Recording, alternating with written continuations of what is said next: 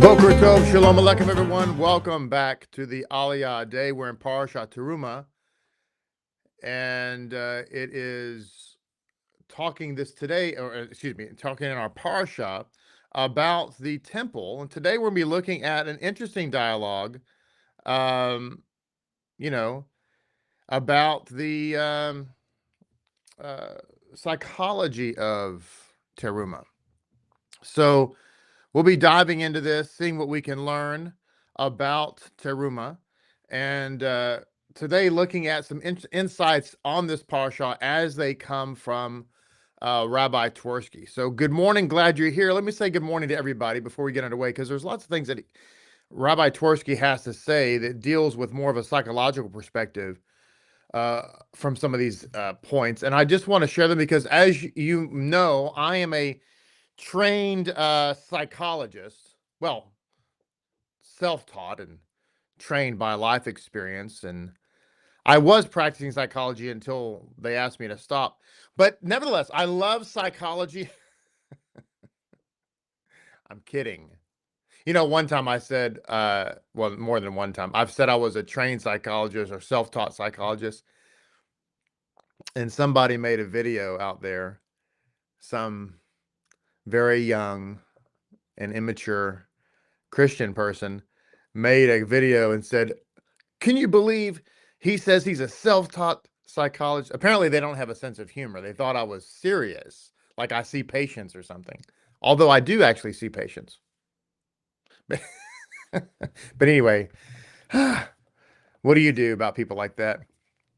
We live in a society where some people can't interpret humor, particularly dry humor or sarcasm, as we say. Anyway, I love psychology. I love the topic of psychology. I find it fascinating, and not just fascinating, but also immensely helpful, because if we can understand that much of what we deal with in life is not really anything other than psychology, it can really help us. So as one of my favorite sayings is, you know, it's psychology, not theology. A lot of people who struggle with the truth of Lapid Judaism do so from a psychological standpoint, as opposed to truth or reality. And this is why, by the way, I am a big fan of living in the realm of reality.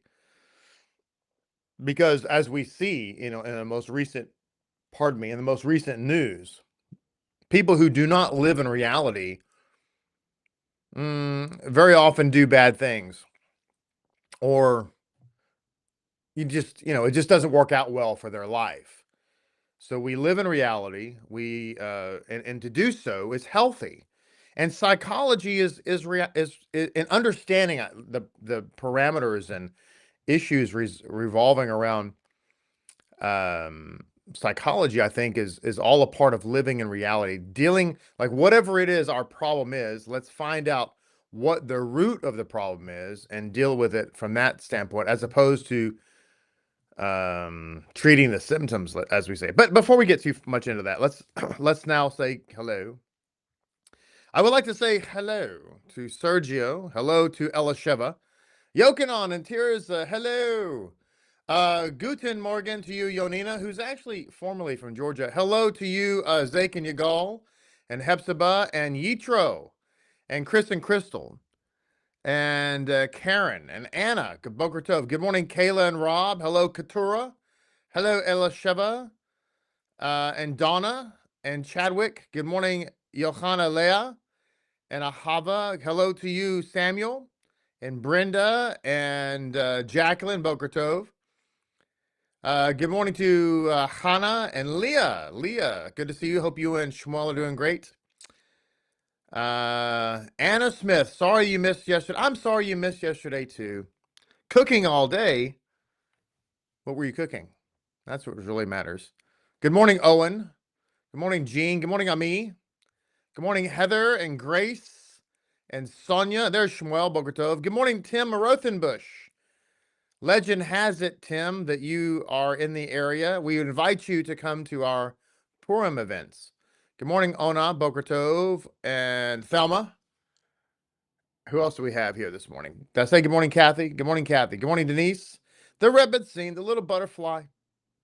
Hello to you, Brenda, and Zakin Rayford. Melissa, Boker Tov. Obi-Wan Kenobi, hello. Roy, Boker Tov. Let's see. Good morning. I love that quote. Leah, let me put that on there. As Captain Sparrow said, I'm not crazy. Crazy people don't know they're crazy. I know I'm crazy. Isn't that crazy? That is actually pretty funny. Good morning. Did I say good morning, Shoshana? Glad you're here. All right. Well, welcome aboard, everybody. So, thank God we're not crazy. I'm not crazy. Oh. We are not crazy. We're in our right mind.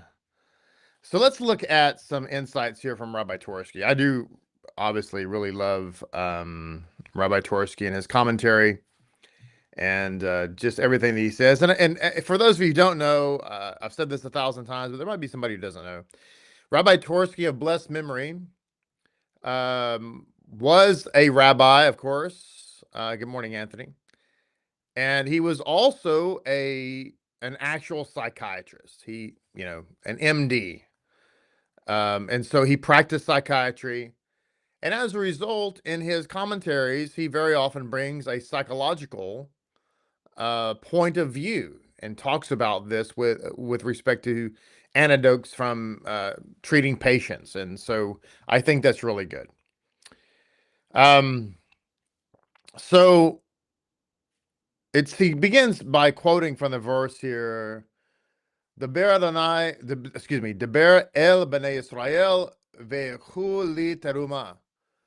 Speak to the children of Israel and let them take for me a portion or a donation to the sanctuary from Exodus 25:2. So he begins by saying many of the Torah commentaries offer an explanation why the term let them take for me is used instead of the more appropriate let them give to me. In fact, there are some commentaries that say that this could read let them take me as a portion. And there's some wonderful insights. I've shared them in the times past where by taking Torah, we take HaShem, as it were.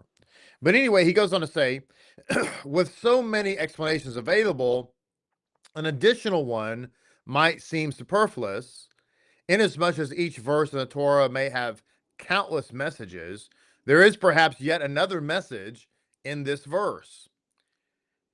It says, it is generally assumed that there may some hesitancy in giving. Okay, some of people have some hesitancy in giving because people are by nature acquisitive and wish to hold on to their belongings.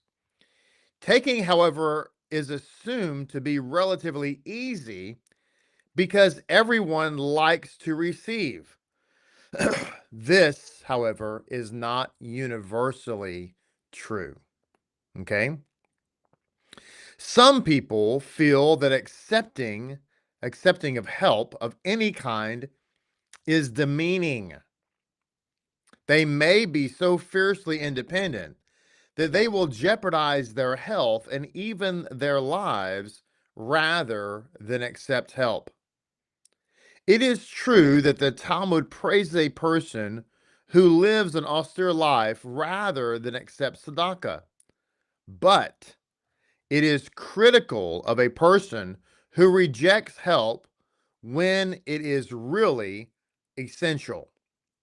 Now, I'm gonna continue reading here in just a moment, but let me just pause here and say that this reminds me a lot of another topic and another insight that Rabbi Twersky has mentioned that I, in my 3 decades of ministry now, pardon me, have come to experience firsthand with people. Not just in ministry, actually. I've seen this in other realms of life as well, but that is the concept of false humility. And so here, he's dealing psychologically with an issue that some people have, and that is the inability or unwillingness to accept help. Now, what he has recognized, and we're going to continue reading, you'll see in a minute, what he has recognized is that whereas that can be seen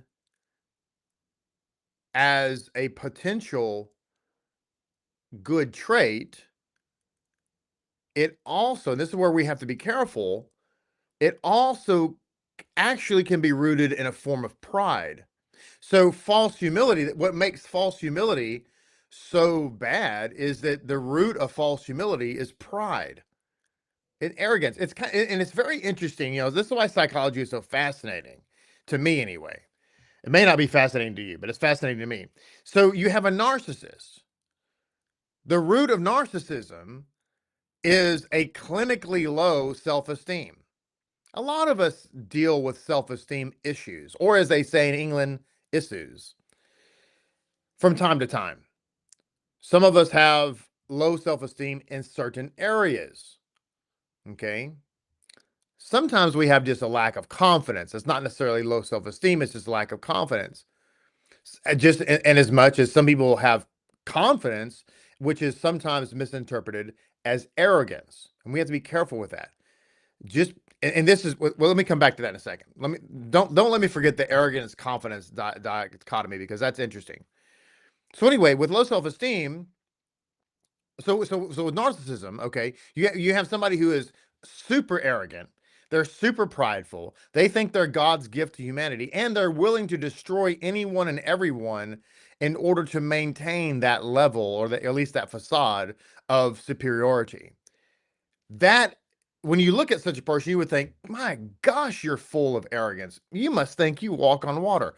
No, they actually have a super low self-esteem, and in the deep recesses of their mentally ill minds, they actually believe that they're worthless. As a result, to compensate, they swing the pendulum and become unbearably arrogant.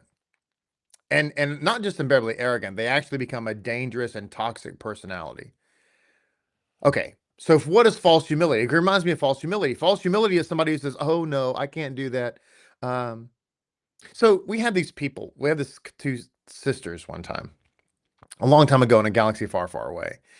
And both of them could sing, and both of them could play the instruments, and both of them were talented in that way. And I encouraged them, hey, do some music for us, play a song, so do things like that. Oh no, I can't. Oh no. But they would do in certain environments, they would play in front of people, right? So it was weird. It was like sometimes we would find out that they did a little whatever you call it, a recital in front of a big group, but they would never do it here. And anyway, long story short, I don't want to give away the whole thing, but I came to realize it was they were acting like super shy, but they weren't really shy. And so what I realized is that, oh, you're prideful.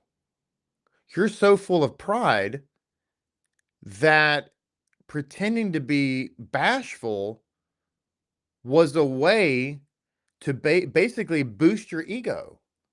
And of course, everybody would be like, oh gosh, they're just so, like humble about their talent. And I became to realize, no, they're not. They're actually not humble at all. Not to mention the fact that God has given them a gift and they don't want to use it in this setting. And so it's very interesting, right? And so the danger of false humility is that we actually become very, very prideful. We become arrogant. So what about the confidence versus arrogance dichotomy? So this is why people sometimes, a lot of people who I've discovered, the people that mislabel confidence as arrogance are people who have low self-esteem and are false. They have false humility, and or both. If you're confident in something, just be confident in it. It's not arrogant to say I'm really good at that. That's not arrogant. Okay. I mean, if you do something like if you're Ezekiel Yagal rather is really good at woodwork. Okay. For him to say, oh, I can do that, I'm actually really good at that. That's not arrogant. It's not arrogant. That's what I do. I'm good. He's good at that, right? It's not arrogant for him to say that. And there's just a balance there. And I think most people understand what I'm talking about. But we have to be careful. Like, you want to be humble, but you also don't want to be a fake humble. You don't want to become so humble that you become toxic and basically not useful. Okay. There have been people who have sat in congregations. Don't ask me how I know this. Who have sat in congregations who have specific talents. And the people who lead those congregations, I'm just kind of speaking, from whatever, don't find that out until years down the road. And then it's like, wait, I'm sorry, how come we never knew this? Well, I just didn't really tell, I just didn't really want to. So what? You let us suffer, like you let your gift not be used because what? For what? You know what I'm trying to say here? Does anybody hear me this morning? Does this mean anything to anybody, or is it just me? Is it just me? So let's go back to our topic with Rabbi Twersky, shall we? So he says there are people who are so fiercely independent that they will jeopardize their health and even their lives rather than accept help. It is true that the Talmud praises a person who lives an austere life rather than accepting tzedakah, but it is critical of a person, that is, the Talmud is critical of a person who rejects help when it is really essential.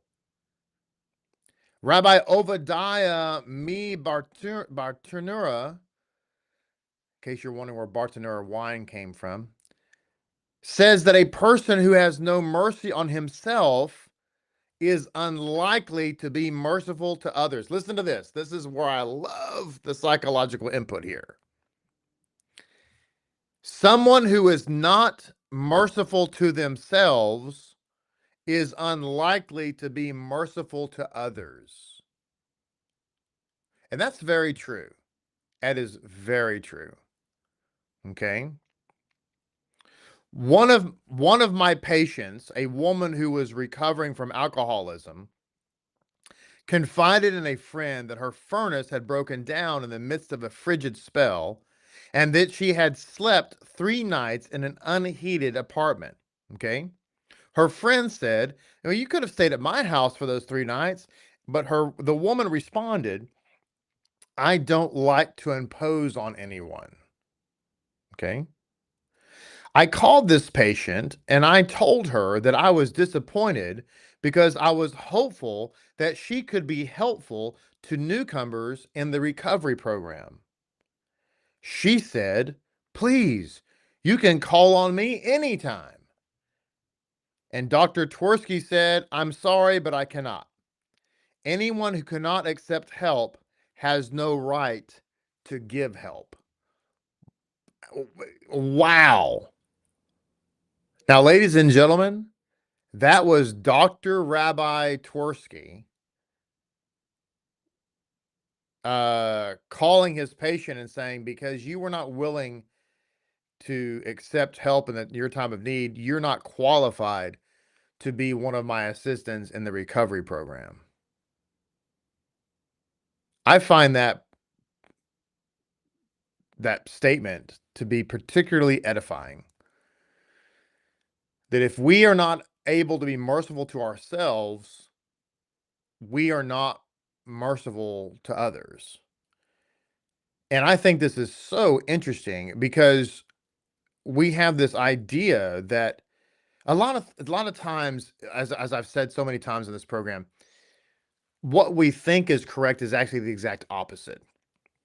So here we think, well, I'm hard on myself, but and I show myself no mercy, but that's okay. I can show mercy to others. Actually, not so much. And I see this sometimes with people who, I mean, it's a fine line, but there are some people who are like super stringent in their halakha, way more than they should be. And matter of fact, 9 times out of 10, I would say 99.9% of the time, it's not healthy. I see this so often. You get somebody who comes into the movement. They've been in the movement for a year or two, if that would be like a long time, a year or two, and then next thing you know, they're trying to live like a super Hasidic life. They got peyote down to their knees. They can play jump rope with their peyote, and they're just trying to be like super duper stringent, and it's not healthy. It's not healthy for the person. Okay. A lot of times they have their values out of order at that moment. But what oftentimes happen is they become like halakha Nazis, and they become very critical.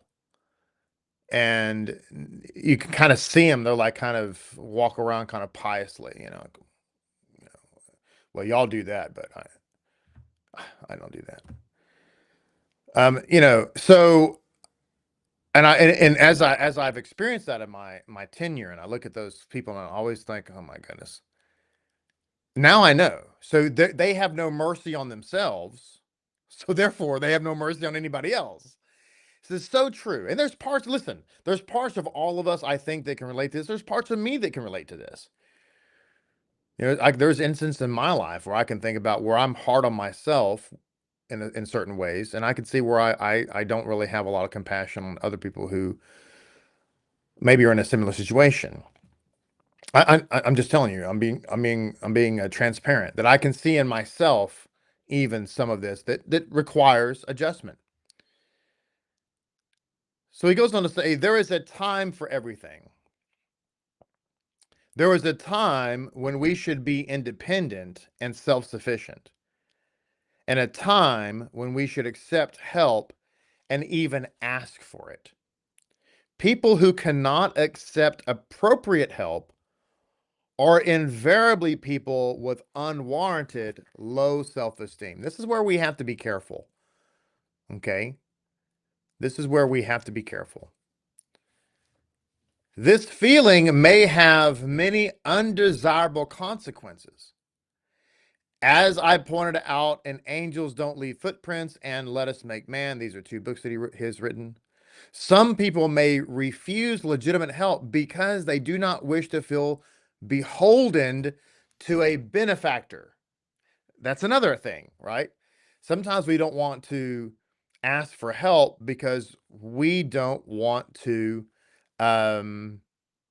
feel obligated in any way. Now, I will say again, there's a balance to everything in life, and that's really the Jewish way, is to live in balance, not to one extreme or another. But I will say that there are some times where this is an appropriate fear. I mean, and you probably do know, there's people I know, they're relatives actually, but that I wouldn't want to ask them for anything. You know the kind of person I'm talking about. If I had to call a particular relative up and said, "Hey, can I borrow $20? I'll pay you back next week. I'm a little short." That person would hold that over my head from now until Yeshua returned. And it could be 10 years down the road or 15 years down the road, and something would happen. They'd be, well, remember though, I gave you that $20? I can tell you that right now. So yeah, so sometimes there are legitimate times when you would not ask for help from a specific individual because they can't be trusted. But that is the balance where you come back and say, but can I ask for help if needed, legitimately needed? Can I ask for help from somebody who could be trusted? So it says, perhaps this is why the Torah uses the expression, let them take for me, rather than let them give to me. We should indeed be willing to give, but we must also be able to take when necessary. inability to take when it is essential is not a commendable character trait. Let me read that again. That is so good. Inability to take when it is essential is not a commendable character trait. I think this is really good. I think this is, potentially great. I think it's great, healthy mindset to be in, right? Now let's look at another insight here from Rabbi Twersky, since we're on the psychological train. He says, "Speak to the children." This is the scripture, rather. "Speak to the children of Israel and let them take from me a portion, a donation of the sanctuary." This is again our same verse, 25:2. He goes on to say, the Midrash says that when the Israelites at Sinai declared Naseh v'nishma, we will do and we will obey, from Exodus 24:7, God said, "Speak to the children of Israel and let them take from me a donation for the sanctuary." The Midrash differs with another Midrashic opinion that the commandment to build a sanctuary was not given until after the episode of the golden calf. The Baal Shem Tov explains this Midrash according to a frequently observed phenomenon. People may be inspired by an impressive happening or by a brilliant orator to do a good deed or anything of service. We are seized with enthusiasm and are ready to overcome all challenges. But then we go home, and how quickly our fiery enthusiasm may wane. Our feeling the next day may be, it really is a good cause, but I don't have the time. I'm so busy. I can't get deeply involved in this. I do believe in this worthy project, but it's not realistic for me to undertake an active role. Now, let me interject here something. This is why it is crucial to stay connected to the community. If you live locally, attend the synagogue in person, because I will guarantee you something that is absolutely true. You can take this to the bank. Absolutely. Okay. If you stop coming to the synagogue and stop participating in person, if you live locally, okay, I'm gonna talk to you HTOs in a second. You will eventually, the fire will eventually wane. That is true of everyone. Ladies and gentlemen, that is true of me. That is true of me. If I stopped coming to the synagogue in person, regardless of the fact that I'm the rabbi, but if for some reason I stopped coming in person, and by the way, there wasn't some medical reason I couldn't come, like, I'm not laid up in the hospital or whatever, okay? I'm just talking about I'm perfectly capable of coming, okay? My passion for God would wane, and I would eventually lose all religion. You say no. Yes.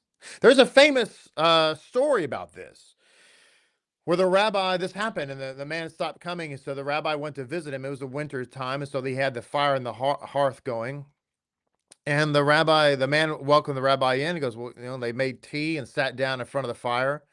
They just made small talk, and as they were chatting, the rabbi took some tongs and took a fiery red hot coal out of the fire and put it on the cold brick adjacent to the fireplace. And as they talked, that red hot fiery coal just became darker and darker and darker and darker, until by the time they finished their tea, the coal was basically completely black and pretty much cool to the touch. They got up from their tea and made their way to the door, and as the rabbi was leaving, the man said, "Rabbi, I want to thank you for coming over, and I want to thank you for your heartfelt sermon, and I will see you in the synagogue next week." The man got the message. And so Rabbi Twersky is talking about here is something similar.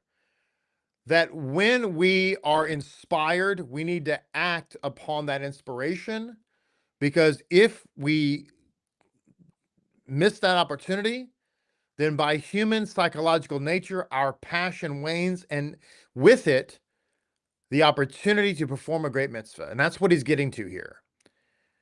So he says, now to you HCOs, because I was talking about the people locally, you HCOs, it's more challenging for you because you don't live locally. That's why we make such an effort here to be online as much as possible. We try to broadcast everything we do.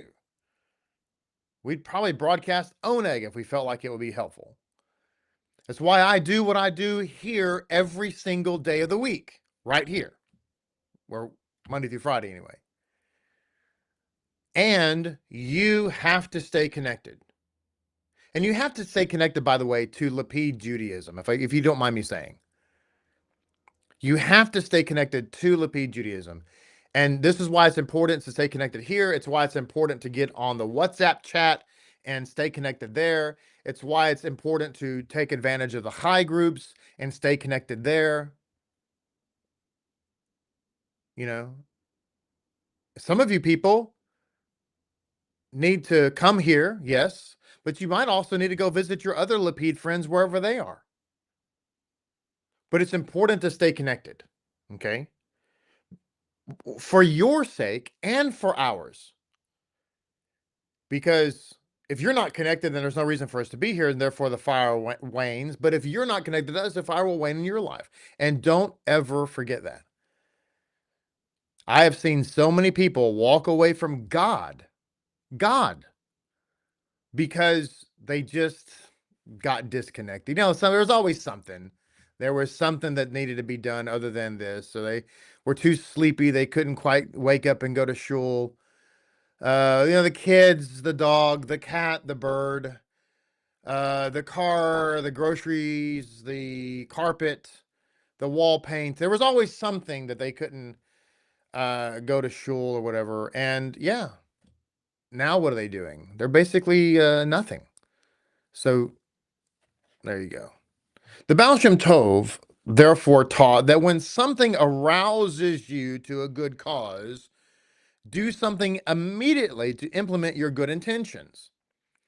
Do not put it off until the next day or until you are called upon, because by that time, the finest resolve may have dissipated. Do something promptly. Once you have made an actual beginning, it's much easier to continue the effort. In physics, there's a concept of inertia. For example, if you wish to move a very heavy box, you may have to exert much energy at first, but once the box gets moving, it's much easier to push it further. There is also a law of spiritual inertia.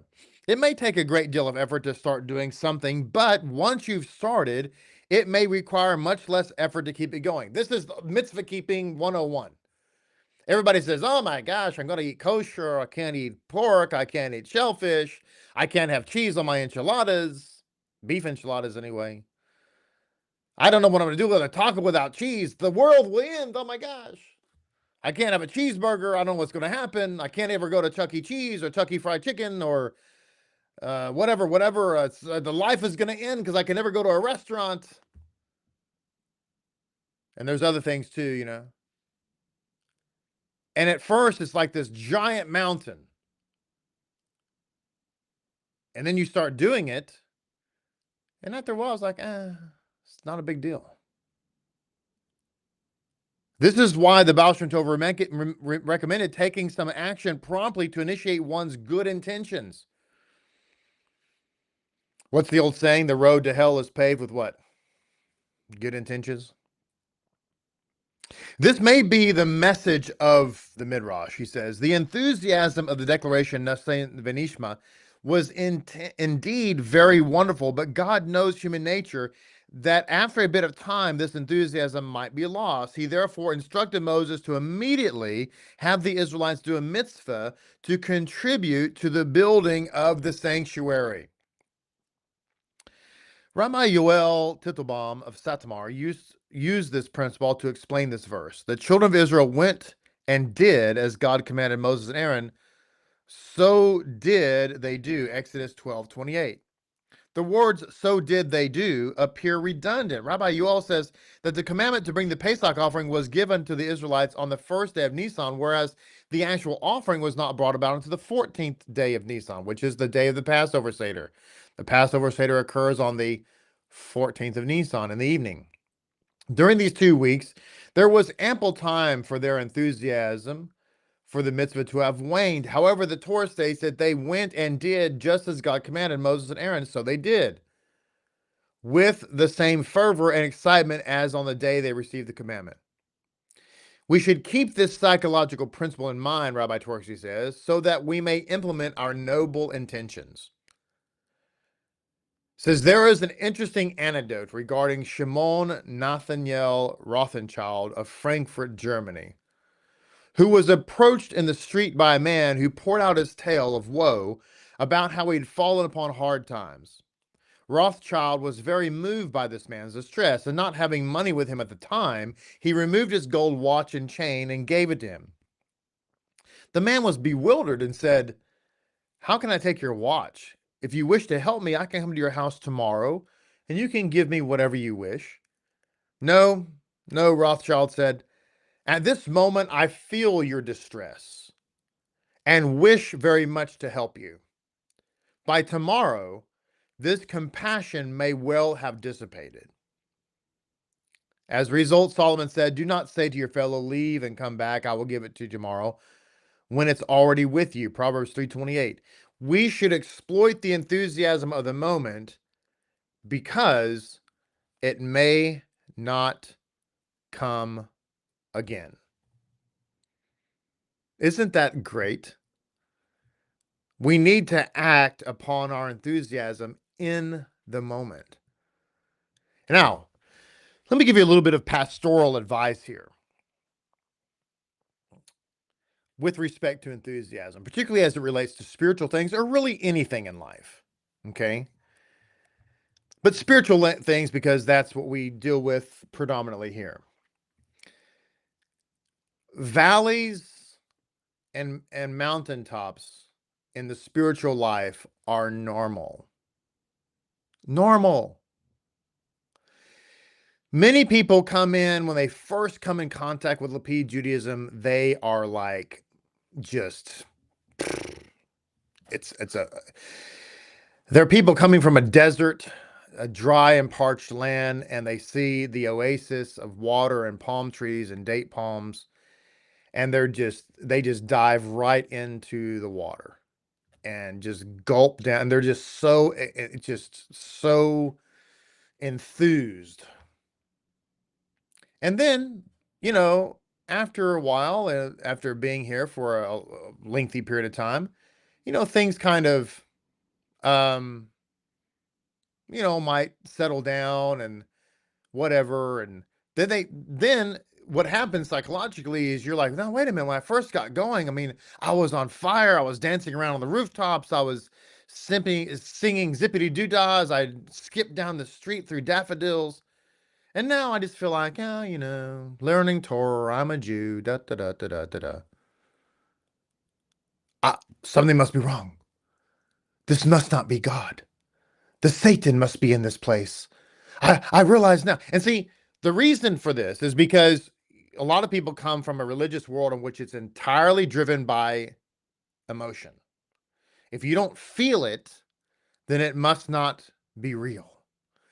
But we don't really live our lives that way, do we? We first meet our wives and husbands, we have that passionate romantic love and we feel the goosebumps and all kinds of stuff. We still love them. We still feel passion and love at certain points. But in the day-to-day life, do you come on, let's be honest. In the day-to-day marriage life, do we just wake up every morning and we just feel that like same exact honeymoon kind of feeling like when we first got together? Really? No. If you do, you're not being honest.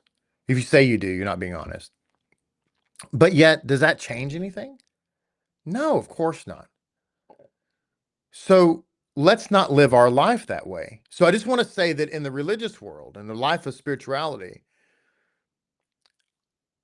valleys and mountaintops are normal. So what do you do when you're in the valley? What's the response? Well, okay, that's a good question. I'm glad you asked it. Let me ask you a question. When you have a fire, like in a fireplace or in a campsite or what have you, what do you do when the fire starts to wane? So if you want to keep the fire going, what do you do when the fire starts to die out? When it's a big blaze, when it's a big bonfire, you don't do anything. But when the fire starts to die down, and maybe when the flames start to disappear, what do you do to bring the fire back? What do you do? What do you do? You rekindle it. That's right, Donna. So how do you rekindle it? What do you do to rekindle the fire, you know, when it goes out or starts to go out? Taking you go. That's right. You stoke it. What? So let's just use the fire example. You stoke it. Yes. Why do you do that? You move things around to let air get. I mean, on a scientific level, you're allowing oxygen to get into the parts of the coals so that it can burst into flames again. You're also moving things around so that the fuel that's in there that maybe has not yet been consumed because it was in the wrong place, you're now shifting it to the right place. And you can also actually add more fuel to the fire, which normally means you're putting another log on or what have you. Okay. In other words, what am I talking about? It's up to us to keep the fire going. And that's really the teaching of Scripture, is it not? So God started the fire. We didn't start the fire. Billy Joel. God started the fire at the altar, and it was what? The priest's job. In fact, the priests were commanded to not let it go out. That was their job, and that was particularly all day long, but it was particularly the job of the priest at nighttime to not let the fire go out. So if we are in the valley, what we have to do in those moments where we don't feel, we feel like more like Eeyore and less like Tigger, woohoo, we have to do what? We have to stoke the fire. Read more Torah. Pray. Read more Torah. Pray. Get around other. See, this is the other thing about getting around other people. This is why I say coming to the synagogue is so powerful. Because coming to the synagogue, or for you HCOs, being actively involved, not passively involved, but actively involved, you get inspired by other people. You hear their testimonies, their triumphs. You hear, like I will hear somebody say, well, I'm reading this book right now. I'm really kind of gleaning these insights. That may inspire me to buy that book or to start studying something similar. How many droshes have been inspired by a conversation I had in Oneg or by what somebody said to me in some other part of the week? How many times has that happened? I can't even tell you how many times that's happened. But we have to stoke the fire. What happens a lot of times is when people go through the valley and they just want to quit because they get this. And frankly, can I just be? I'm always very blunt, and maybe perhaps that's a negative sometimes. I don't know, but please stop with well, it feels kind of dry right now. Maybe God is leading me someplace else. Please grow up. That would be like, can I just be honest? Please stop being childish. That'd be like you and your marriage. You're like, well, I don't really feel the passion in my marriage like I used to. And you want to go out and like get not married. Please stop. This is normal life. And if you don't feel the passion anymore, then you got to do things to fire up the passion. It's on you. I used to tell people all the time when I was involved in other organizations, not religious organizations. And we would have special events and things like that. And we used to tell people all the time, listen, you're going to get out of this event whatever you bring to it. So don't show up here and say, well, what, What'd y'all do? We did whatever you do. And you just have to be, you have to have that mindset. If you're, because things that we do things in life, you know, we initiate because of inspiration and passion, but we have to keep that inspiration and passion going. So what's being taught here by Rabbi Torsky was act upon the mitzvah now, you know, because you don't know if your passion is going to wane. That's the truth. The other side of that is it's up to us to make sure that our passion doesn't wane, which it will, because we're human beings. The point is, you know, the fire is going to die down, which is why you keep stoking the fire. But if you were okay, one final thing here. I know I may be kicking a dead horse. I don't know, but if you were at a campsite, let's say, and you had a raging bonfire, and y'all were all sitting around singing, you know, kumbaya songs, and the fire started to die down, like you know, it started, and it got to where you could barely see any flame, maybe some coals, but no flame. Would you turn to the person who's at the campsite with you and say, "Did you see that? This must be the Satan. God must be telling us we're supposed to stop camping now because the fire is dying down"? No, you wouldn't say that. Why? Because they would think you were crazy. Why? Because a fire naturally wanes if you don't stoke it and add fuel. So you wouldn't think it was the devil. You wouldn't think that God was leading you somewhere else. What you would think, because you're rational and intelligent and mature, you would say, we need to stoke the fire and add some fuel to it so we can keep the bonfire going. Exactly. And ladies and gentlemen, that is the answer to your spiritual issues. It's really the answer to all issues in life, actually. But with respect to the spirit, so I just want to tell you, because I've been doing this for a minute, and I've seen this happen in people's lives, and it's on them. And we provide all the fuel here. Not, you know, I mean, I'm not trying to puff us up here, but we provide the fuel, we provide the means with which to stoke your fire, so to speak, but you have to apply those elements, if you understand what I mean. So, so yes, keep the fire going, accept help when you need it. And that's all the psychology we have for today, or at least that's all the psychology we have time for today. There's a lot more. You know what? I think I'm going to continue reading Rabbi Tversky's stuff tomorrow. In fact, we're going to keep this going. Did you like this? Is this helpful? Is this helpful in any way? I'm honestly asking, because sometimes, you know, I'm enthusiastic, I'm passionate, but I don't know. We're either going to continue to talk about this tomorrow, or we're going to watch cat videos. End of our Aliyah today. Thank you so much for being a part of the program today. Thank you so much for being here. And I pray that this has been helpful and inspirational. We're going to come back tomorrow, Bezrat Hashem, with some more. And until then, may you have a blessed and amazing day. May today be for you a day of good news and good fortune. And be richly blessed. See you tomorrow. Thank you for being here. God love you. Shalom Aleichem.